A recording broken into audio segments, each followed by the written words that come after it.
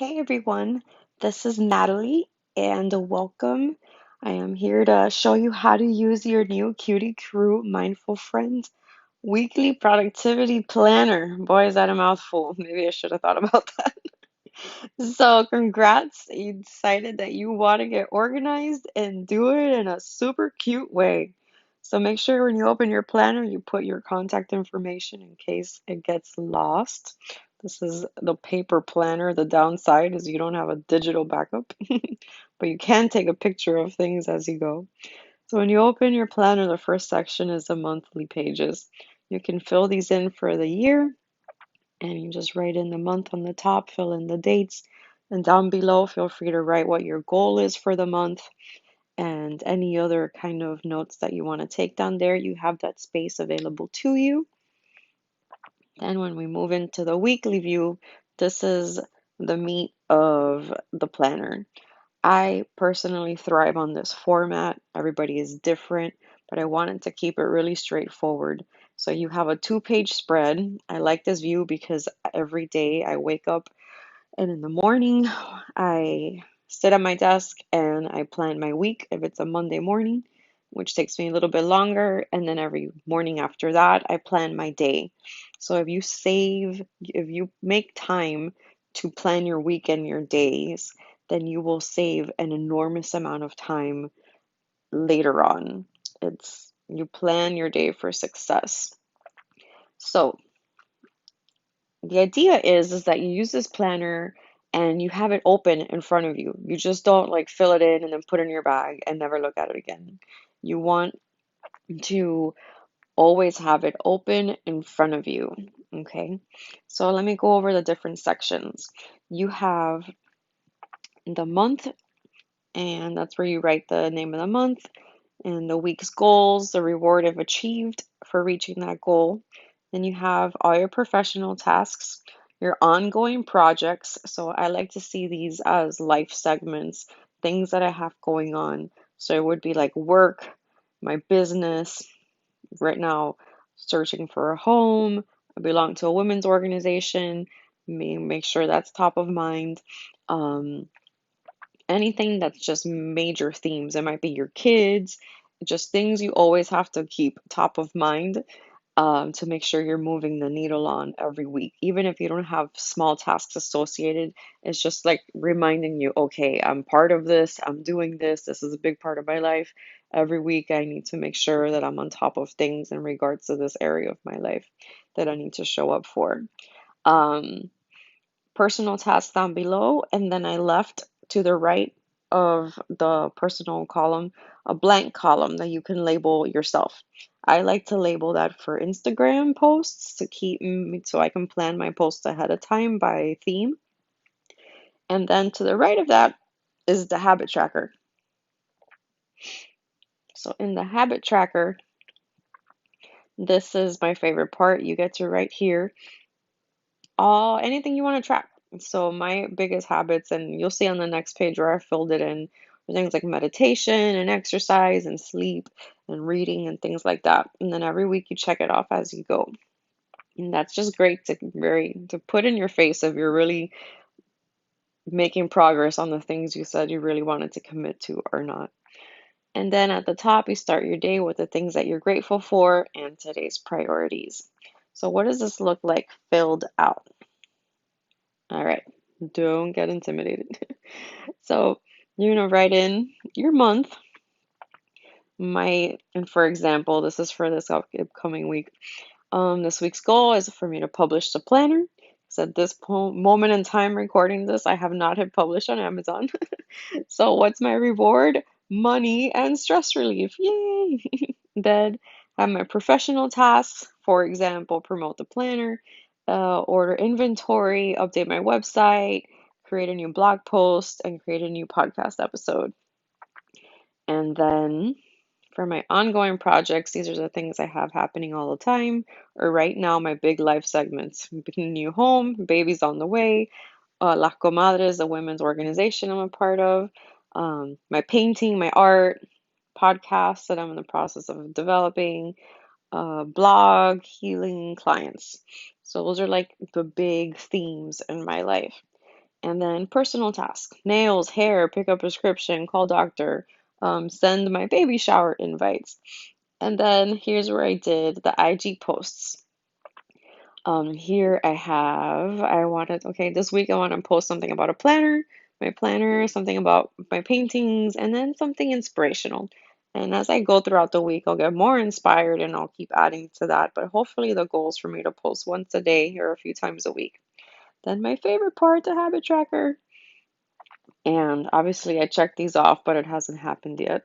I just wanted you to see what it looks like filled out. Meditation, exercise, getting 8 hours of sleep a night, and reading. And you can add here anything, just anything under the sun. I also like putting visualizing my goals as a separate task from meditation because that's a very different intention and very powerful. So that's another one I really recommend. And then, I add all these things on the left and on the bottom in the beginning of the week, and then I plan my day and the week. So any appointments that I have on my Google Calendar or my work calendar, I add it to the planner. And then I start adding my tasks. So I start by first putting what I'm grateful for. So I put health, family, and friends. And then my priorities will be for the day to publish a planner, schedule my nail appointment, and order inventory.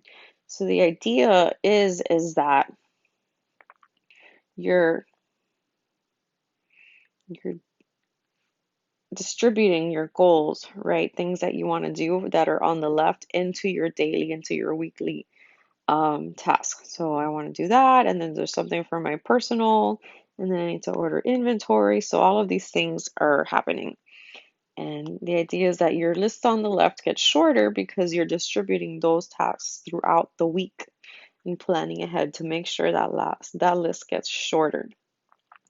Then I plan my morning. I want to wake up, meditate, exercise, get ready for work, commute. And then I put my start and end times or what I've highlighted. I start at 9, I end at 5. I like to see that visual break on the calendar. And I do the same on my Google Calendar. I like to see visually, okay, I'm here, and it helps me kind of manage my time. So I might want to go into work, inbox 0, check my email for an hour uninterrupted. I break for lunch, and then there's like meetings in the afternoon. And that's kind of how I visually write in the time blocks in the calendar. Then maybe after work, I have to go to Zumba and any other commitments. And then you can just write in any other appointments you have for the week. And every morning, just start your day by planning your day. And it will make a very big difference. And as you see the week progressing, you're going to know if you're actually getting things done or not. And as I get them done, and this might be a little bit much, but I like to check them off or visually say I didn't make it. And that actually helps me stay on point also. If you're having issues trying to prioritize, there is a famous question that's from the book called The One Thing. And the question you ask yourself, it's a focusing question, and it is called, what's the one thing I can do such that by doing it, everything else will be easier or unnecessary? Right? It makes you think.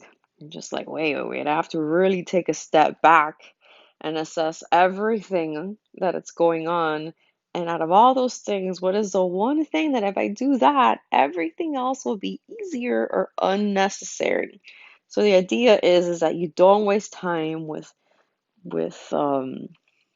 menial tasks that are just like busy, but they're not really going to get you anywhere, right?